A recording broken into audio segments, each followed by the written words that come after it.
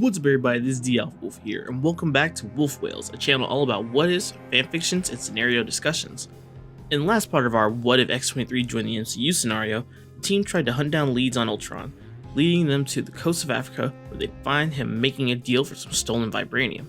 This led to a battle between them, Ultron, and the Maximoff twins, which ended with half the team falling into Wanda's mind spell. Back on their Quinjet, Laura stood between the twins and Bruce and was surprised when he put himself in danger to protect her, but was soon faced with the raging Incredible Hulk. So now that we're all caught up, let's continue with the story. Tony and Ultron continue their battle over the coast until Tony finally gets in a good shot, knocking him out of the air. Ultron crashes into the side of a ship, but is unfazed as he mocks Tony that the vibranium is getting away. Tony quips that Ultron won't be getting away himself though, to which the Metal Man replies, "Of course not. I'm already there. You'll catch on. But first, you might need to catch Dr. Banner. I'm sure your little friend is having a tough time keeping up with him." This angers Tony, who destroys Ultron's body before flying away. Laura stumbles, breathing heavily as she breaks the clearing to the forest. She can still hear the loud footsteps of the Hulk as he charges toward her, but she can barely make her body move. Whatever this thing is, it was a hell of a lot tougher than she was. Seeing that she was out in the open, she quickly turns, cutting down trees behind her in hopes that it would slow him down. A loud roar echoes before a large green shape comes flying over her head and lands, clumsily, several feet in front of her. The Hulk shakes his head, eyes red in confusion and rage as he stares her down. Laura looks on in terror at the beast, but readies herself for another go at him as he prepares to charge. The Hulk's attention suddenly shifts behind him where a large city lies, unsuspecting people ignorant to what's about to happen. Throwing one last look at the girl, the Hulk leaps off once more, straight for the city below. Laura can only stand there, breath heavy and body frozen before she goes slack and falls to the ground.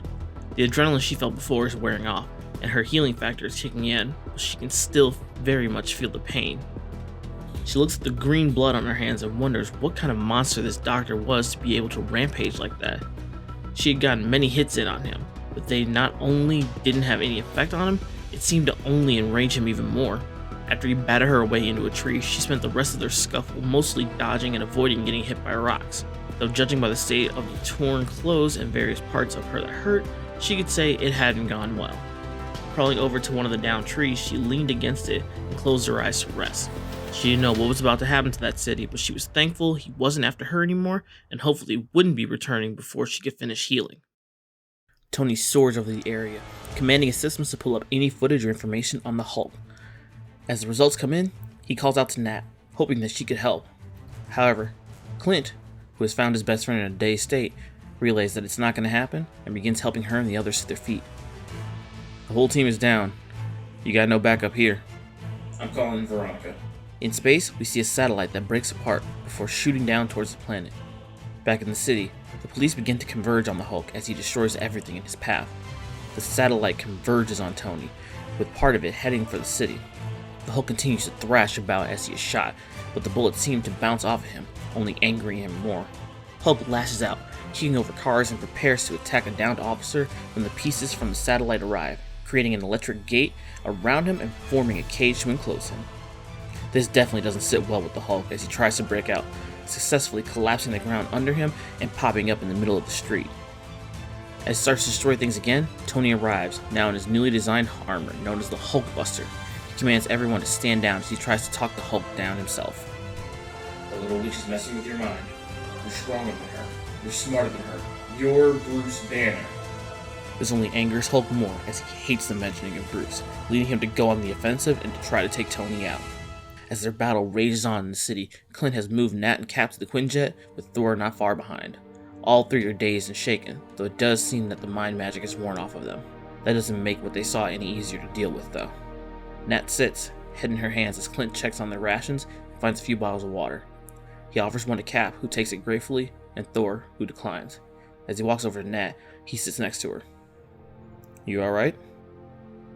"About as alright as I can be, reliving some of the worst nightmares I've ever had, along with a few new ones." "Any sign of Laura?" "Not really. Looks like there was a battle here, but I couldn't tell you if she was here or there. My guess would be she took off once the Hulk showed up." "Then I gotta go find her. Nat begins to try to get up, but Clint pushes her back into her seat, gently handing her the water. She watches as he walks to the opening of the ship and grabs his bow. "I'll find her. You stay here," and Clint stops as a rustling sound comes from the woods behind them. He quickly draws his bow, preparing for anything that might show up, only to be surprised as Laura, now back on her feet and healed, walks forward, a stoic look on her face. Nat gets to her feet and rushes to Laura, embracing her in a hug and relieved to see that she's alright. Laura is hesitant, her body stiff at first, but slowly brings her arms up to hug her back. Pulling away, Nat asks if she's alright. Laura nods her head, though her gaze shifts to Clint as he walks up to them too. "Can you tell us what happened?" Laura looks at him for a moment, before turning to Nat and replying. "The other two from before were here. The witch girl and her brother. They came looking for him. I tried to fight them off, but they caught him. And she used her mind power on him and turned him into the green monster. I ran for the woods and tried to fight him, but he overpowered me and ran for the city." "Well, that certainly sounds like Banner," Clint replies. Everyone's attention is brought up to the sky as Tony, now in a destroyed Hulkbuster suit, drops the unconscious Hulk down. The green giant twitches and jerks as his body shrinks, turning him back into Bruce. Laura roars in anger, preparing to lunge at him and try to kill him again, but is stopped as Nat grabs a hold of her. "He's not gonna hurt you," she says, pulling the young girl to her while Tony exits his armor. "Easy, kid, it's alright. The big bad green brute is gone," Tony says, kneeling to help Bruce up. "You alright?" Bruce says nothing, only looking to Laura with regret. Taking a step forward, he begins apologizing. "Laura, I'm so sorry, Laura growls at him, releasing her claws, startling everyone. Bruce takes a step back and Nat moves herself in front of Laura. "Hey, it's okay. He's not gonna hurt you, remember? I promise, Bruce isn't gonna hurt you. I'm not gonna let him or anyone else hurt you, okay?" Laura looks into Nat's eyes, wondering if she should really believe her. Looking to Bruce once more, she retracts her claws. Nat gives a sigh of relief before standing to her feet and walking Laura back to the ship, leaving Clint, Tony, and a very hurt Bruce behind her. As the awkward tension sets in, Tony says, "We should probably get out of here," and the three make their way to the ship. The Quinjet soars silently through the evening sky, and inside, the team sits, reflecting on the day's events. Bruce sits on the floor, a blanket wrapped around him. He glances up to Nat and Laura, though the young girl only continues to watch him silently, as her eyes have yet to stop watching him. Nat sits in her seat between the two and holds Laura to her side, though her eyes are unfocused and distant as she remembers the visions of Laura in the orphanage she came from. Laura, though not used to this, or really any form of affection, stays in her spot next to Nat, but continues to watch the doctor. If there was even a hint of him changing color again, she would be ready to strike. Regardless of Nat's words, she would follow her instincts if it came to him or her. Steve sits in his seat, closing his eyes as he tries to forget what he saw, while Thor was practically pacing where he stood. Up front, Maria Hill could be heard briefing Tony on the news of all this. It wasn't looking good for them, that was for sure. Clint, on the other hand, was piloting the ship.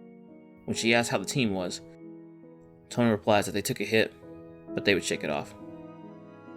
Maria suggests they go stealth mode and go low radar on this, at least until they could find Ultron. Tony reluctantly agrees before hanging up and asking Clint if he wants to switch out. Clint lets him know that he's good, and that now's a good time to get some rest because they're still a few hours out from their safe house.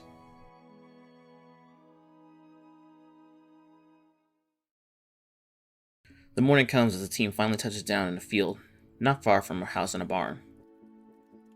Clint leads them to it, hands on Nat's shoulders as hers are on Laura's, the rest of the team following them, with Bruce bringing up the rear. As they walk into the house, they are greeted by a very pregnant woman who kisses Clint before introducing herself as his wife, Laura. This confuses the small Laura as she looks to Nat, and then back to the woman who crouches as best she can to be at eye level with her. "So, is this the little lady I've heard so much about?" "Yeah, this is her," Nat confirms, holding Laura's shoulders. "Well, it's nice to meet you," the archer's wife says, though she gets no response from the young girl. Footsteps could be heard as a little girl and a boy close to Laura's age and height came running into the room and up to Clint. The man hugs them, happy to see them. When the girl asks about Auntie Nat, Nat proceeds to make her way over to them and also embraces the kids, while also making small talk with Laura. The smaller Laura makes no moves, only staring at the boy as he walks over to her and introduces himself. "Hi, I'm Cooper." He holds his hand out to her, but Laura only growls at him, startling the boy, who backs away. Nat calls over to her and tells her to stop as she puts the younger girl down. Walking over, she puts a hand on Laura's shoulder, which calms the girl enough to get her to stop. "Sorry, Cooper. Laura here isn't very used to people and isn't the most social. Don't mind her." During all the talking, Thor makes his exit, followed by Cap, who asks where he's going. Thor tells him that he saw a vision of something and that he needs answers, but that he won't find them here, before taking off into the sky. Steve turns to head back into the house, but pauses as he hears Peggy's voice again, bringing his mind back to the memories he saw, to the visions, as he wonders if this is the kind of life that he could have had.